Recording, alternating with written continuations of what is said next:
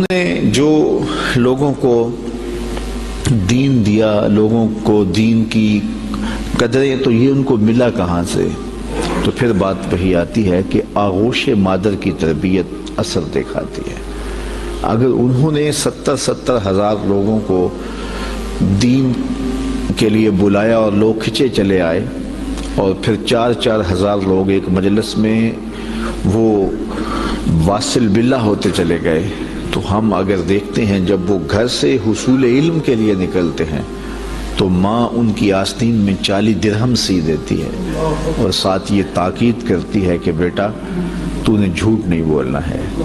اللہ اکبر۔ پھر راستے میں جب قافلہ لوٹا جاتا ہے تو ایک بچے کو بچہ سمجھ کے کس کے پاس کیا رکھا ہوگا کوئی تلاشی بھی نہیں لیتا۔ گزرتے سرے راہ ہی ڈاکو پوچھ لیتا ہے آپ کے پاس بھی کچھ ہے؟ تو کہتے ہیں ہاں میرے پاس بھی 40 درہم ہے۔ تو وہ حیرت زدہ ہو کے رک جاتا ہے کہ بلہ چوروں اور ڈاکوؤں کو بھی پیسے بتائے جاتے ہیں۔ تو وہ تلاشی لیتا تو آستین میں سیے ہوئے 40 درہم دستیاب ہوتے ہیں، تو اپنے آقا کے پاس لے جاتا ہے کہ یہ بچہ ہے، ہم صرف نظر کر کے گزر رہے تھے، بس چلتے چلتے پوچھ لیا کہ تمہارے پاس بھی کچھ ہے؟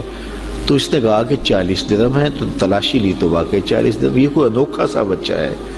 تو وہ ڈاکوؤں کا سردار پوچھتا ہے کہ ڈاکوؤں سے تو پیسے چھپائے جاتے ہیں اور تم نے بتا دیا، کہا میری ماں نے کہا تھا جھوٹ نہیں بولنا، یہ میری ماں کی نصیحت تھی اور میں اس نصیحت پہ کھڑا ہوں۔ اللہ اکبر۔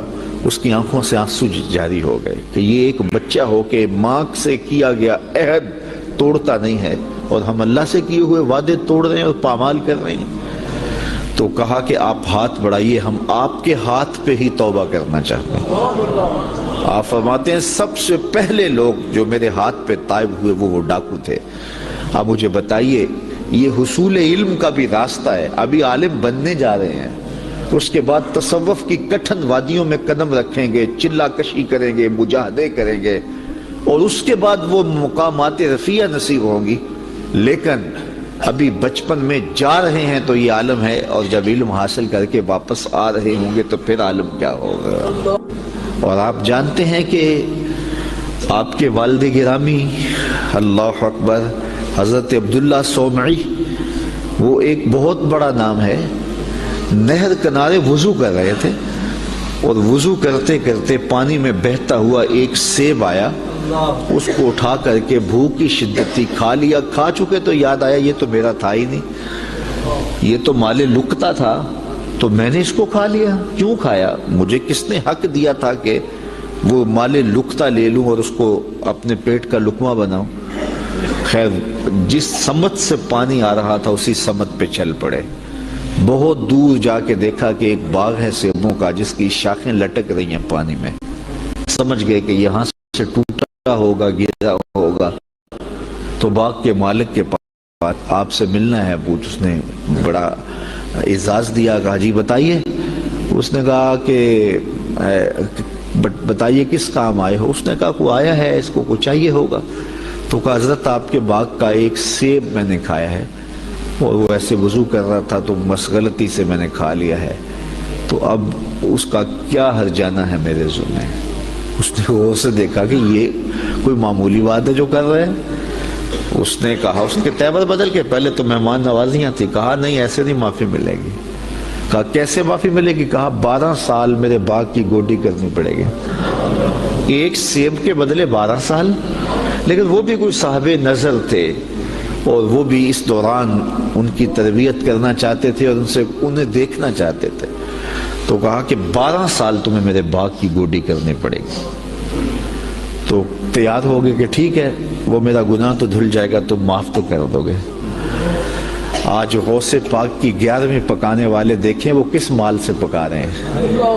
یہ میں غوث اعظم کے والد کی کہانی سنا رہا ہوں۔ اللہ اکبر۔ 12 سال گوڈی کر رہے ہیں، 12 سال۔ 12 سال کے بعد ایک دن باغ کے مالک نے کہا کوئی سیب توڑ کے لاؤ، تو وہ سیب توڑ کے لے گئے، تو وہ بھی کچا ہی تھا، وہ اس طرح کا پختہ نہیں تھا جس طرح کہ توڑ کے پیش کیا جاتا ہے۔ تو کہا 12 سال ہو گئے میرے باغ میں کام کرتے ہوئے، تمہیں ابھی تک یہی نہیں پتا چلا کہ اچھا سیب کون سا ہوتا ہے؟ کہا ایک سیب کی سزا کاٹ رہا ہوں، مجھ سے قسم لے لو 12 سالوں میں نظر اٹھا کے سیب کی طرف دیکھا بھی ہو، میرا کام جڑوں میں گوڈی کرنا ہے وہی کرتا، میں اوپر کبھی 12 سال میں نہیں دیکھا۔ اللہ اکبر۔ تو فوراً سینے سے لگا لیا، کہا تمہارا گناہ معاف ہو جائے گا، اب ایک شرط رہ گئی ہے۔ تو کہا حضرت بتائیے۔ کہا میری ایک بیٹی ہے جو آنکھوں سے دیکھتی نہیں، کانوں سے سنتی نہیں، زبان سے بولتی نہیں اور پاؤں سے چل نہیں سکتی، تو اس سے تمہیں نکاح کرنا پڑے گا۔ اب شادی انسان کی زندگی کا اہم مرحلہ ہوتا ہے، سوچ سوچ کے انسان قدم اٹھاتا ہے، زندگی پوری گزارنی ہے۔ کہا پھر اس کے بعد معافی مل جائے گا؟ اس کے بعد معافی ہے۔ نکاح ہو گیا۔ کہا جائیے اپنی جو ہے وہ دلہن کے کمرے میں۔ جہاں گئے تو وہاں صحیح الاعضاء ایک خاتون، ایک لڑکی منتظر تھی، تو واپس دوڑ آئے اور دوڑتے ہوئے جو ہے وہ ماتھے پہ دروازے کی چگاٹ جو تھی وہ دروازے پہ لگی۔ تو آگے حضرت شیخ تھے ان کے، اس بچی کے والد، تو کہا کہ دوڑ آئے ہو؟ کہا حضرت پہلے ایک غلطی کی سزا اتنی لمبی بھگت رہا ہوں، تو وہ جس سے نکاح آپ نے پڑھوایا تھا وہ تو نہیں ہے، یہ تو کوئی اور خاتون ہے، صحیح الاعضاء ہے۔ کہا وہی تمہاری بیوی ہے۔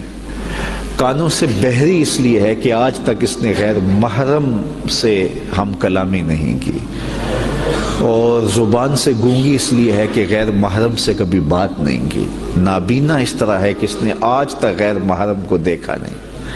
اللہ اکبر۔ پاؤں سے اپاہج اس طرح ہے کہ آج تک یہ جو ہے وہ غیر محرم کی طرف چل کے نہیں گئی۔ یہ حضرت غوث اعظم کی والدہ بنی، اور یہ بزرگ جنہوں نے سیب کھایا تھا یہ حضرت غوث اعظم کے والد بنے۔ پھر اللہ نے ان دونوں کو جو شہزادہ دیا اس کا نام شیخ عبد القادر جیلانی۔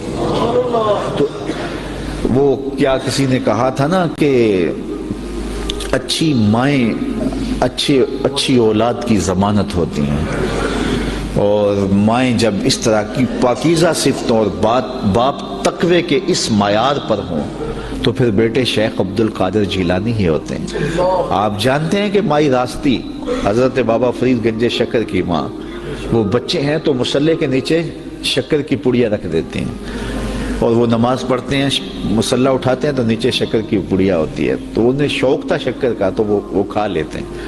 اللہ اکبر۔ تاکہ بچہ عادت اس کی پک جائے، پختہ ہو جائے نماز کی۔ امام غزالی نے احیاء العلوم میں لکھا ہے ہر عمل پہلے ریاکاری ہوتا ہے، پھر عادت بنتا ہے، پھر عبادت بنتا ہے۔ تو اپنی اولاد کی تربیت کرنی چاہیے کہ انہیں پہلے لالچ دے کے انہیں نیکیوں کی طرف راغب کرنا چاہیے۔ تو وہ روز شکر رکھتی تھی۔ ایک دن ماں کہیں گئی تھی اور آتے ہوئے لیٹ ہو گئیں، اور نماز کا وقت آ گیا۔ ماں کا دل ڈول رہا ہے کہ آج بیٹے نے مصلہ اٹھایا تو آج چونکہ میں نے شکر کی پوڑی رکھی نہیں تو بیٹے کا بھرم ٹوٹ جائے گا۔ دل ہی دل میں دعا کرنے لگی، مالک تو قادر بھی ہے قدیر بھی ہے، آج میری محبت کی، آج میری اس ادا کی اور میری اس حکمت عملی کی جس کے ذریعے بچے کو نمازی بناتی ہوں، لاج رکھ لے۔ خیر واپس پلٹی، بیٹا نماز پڑھ چکا تھا، تو ماں نے جلدی سے کہا کہ بیٹا فرید نماز پڑھ لی؟ کہا امی نماز پڑھی، لیکن ماں کا دل ڈھولنے لگا کہ لیکن کے بعد کیا کہنے والا ہے۔ کہا لیکن آج جو پوری شکر کی ملی نا اس کا چاسی کوئی اور تھا، اس کا مزہ ہی کوئی اور تھا۔ تو ماں نے بیٹے کو گلے سے لگایا، کہا بیٹا پہلے پڑیا میں رکھتی تھی، اب تیرے رب نے رکھی ہے۔ اللہ اکبر۔ کیا آج کی ماں بیٹے کو نمازی بنانے کے لیے اس کے مصلے کے نیچے چاکلیٹ نہیں رکھ سکتی؟ آج اس کو نمازی بنانے کے لیے کوئی طریقہ اختیار نہیں کر سکتی؟ آج اگر ماں اپنی اولاد کی تربیت کے لیے کوئی اس دور کی مطابقت میں اچھا فیصلہ کرے اور اس کو دین کی طرف راغب کرے تو آج کا بیٹا بھی بایزید بستامی کا جانشین بن سکتا ہے، آج کا بیٹا بھی غوث اعظم شیخ عبد القادر جیلانی کا جانشین بن سکتا ہے، بابا فرید گنج شکر کا جانشین بن سکتا ہے۔ قطب الدین بختیار کاکی علیہ رحمہ جب حفظ کرنے جاتے ہیں تو استاد پہلا پڑھا سپارے سے آغاز کرتے ہیں، سارا پارہ سنا دیتے ہیں، دوسرا تیسرا حتیٰ کہ 14 پارے سنا دیتے ہیں۔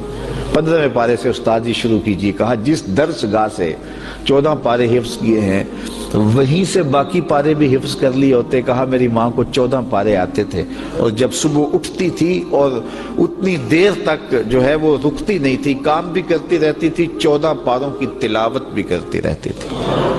اور یہ بات میں نے ماں کی آغوش سے یہ پارے سیکھ لیے ہیں. جب ماں ایسی ہو تو بیٹے قطب الدین بختیار کافی بنتے ہیں. اقبال کہتا ہے تو نہ شناسی کہ تو نہ دانی کہ سوزے کراتے تو دیگر گوں کر تقدیر عمر را. اے میری بہن تو نہیں جانتی, اگر تو بہن ہو کے قرآن پڑھے تو عمر کی تقدیر بدلتی ہے, اور اگر تو ماں ہو کے قرآن پڑھے تو بیٹا نیزے کی نوک پہ قرآن سناتا ہے. تو ماؤں کو خاص طور پہ اپنی اولاد کی تربیت کے اندر کوشاں ہو جانا چاہیے. یہی حضرت غوث اعظم رضی اللہ تعالیٰ عنہ کی تعلیمات ہمیں بتاتی ہیں. وآخر دعوانا